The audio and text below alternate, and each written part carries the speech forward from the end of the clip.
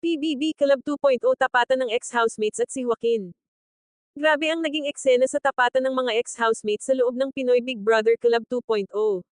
Isa itong episode na hindi lang basta tanungan, ramdam mo ang tensyon, ang bigat ng bawat salita, at higit sa lahat, ang emosyon ng bawat housemate, lalo na si Joaquin. Sa totoo lang, maraming netizens ang nagsabi na parang pinagtulungan si Joaquin. Hindi man siya ang big winner ng lahat, pero kitang-kita sa comments na kahit hindi siya fan favorite ng iba, na-appreciate nila kung paano siya sumagot. Direkta, organisado, may paninindigan, at higit sa lahat, hindi umiwas. Maraming ex-housemates ang tila nag-lie sa sagot nila tungkol sa kanya. Doon nagsimulang uminit ang diskusyon.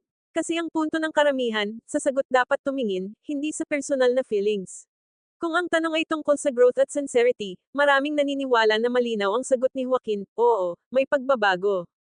Hindi may kakaila, sa umpisa ng season, may strong personality talaga siya. May dating na competitive, minsan intimidating.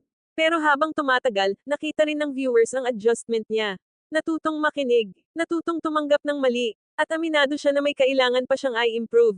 Hindi ba yun ang essence ng PBB? Growth. Isa pa sa naging usapin, ang pagiging nepo baby. May mga nagsasabi na parang kasalanan pa niya na ipinanganak siyang may kaya. Pero kung susuriin, hindi naman niya ginamit ang background niya para lamang umangat. Sa loob ng bahay, pare-pareho silang dumaan sa tasks, sa nominations, sa pressure. Walang shortcut doon. Habang tumatagal ang tapatan, mas lalo lang siyang naging kalmado. Hindi siya nagwala, hindi siya naging defensive. Tinanggap niya ang opinyon ng iba kahit halatang masakit. At doon maraming viewers ang humanga. Kasi minsan, mas malakas ang taong marunong tumanggap kaysa sa taong marunong lang magpaliwanag. Pero hindi lang si Joaquin ang naging sentro ng usapan. Nadamay din si Caprice sa isyu ng pagiging deserving. May mga nadismaya sa pagpili sa kanya, may mga nagtanggol. At dito lalong nahati ang opinyon ng publiko. Pero sa huli, pareho silang may kanya-kanyang pinaghirapan para makarating sa ultimate 8. Ang napansin ko, minsan, hindi talaga sa sagot ang problema, kundi sa perception. Kapag hindi ka gusto ng tao, kahit totoo ang sinasabi mo, dududahan ka pa rin. At yan ang parang nangyari kay Joaquin. Pero ironically, sa bawat pagbatikos sa kanya, mas lalo siyang kinakampihan ng publiko. May nagsabi pa nga, kung sino ang masyadong binababa, siya ang mas itataas. At sa mundo ng PBB, hindi ex-housemates ang may huling desisyon, kundi ang taong bayan. Ang tapatan na ito hindi lang pagsubok sa katapatan ng sagot, kundi pagsubok sa tibay ng pagkatao. At kung pagbabasehan ng episode na ito, napatunayan ni Joaquin na kaya niyang tumayo kahit mag-isa. Kaya niyang harapin ang kritisismo nang hindi bumabagsak. Sa huli, ito ang mas malinaw, hindi mo kayang i-please ang lahat.